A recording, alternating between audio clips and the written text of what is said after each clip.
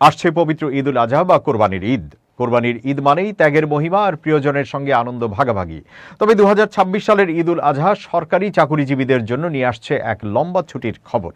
জনপ্রশাসন মন্ত্রণালয়ের প্রকাশিত 2026 সালের ছুটির প্রজ্ঞাপন বিশ্লেষণ করে দেখা গেছে, ক্যালেন্ডারের পাতায় ছুটির বিন্যাস এমন এক সমীকরণ তৈরি করেছে যাতে মাত্র দুদিনের কৌশলী ছুটিতেই টানা 11 দিনের এক বিশাল অবকাশ কাটানোর সুযোগ তৈরি হয়েছে। নারীর টানে বাড়ি ফেরা মানুষের জন্য এটি হতে পারে বছরের দীর্ঘতম এবং স্বস্তিদায়ক ছুটি।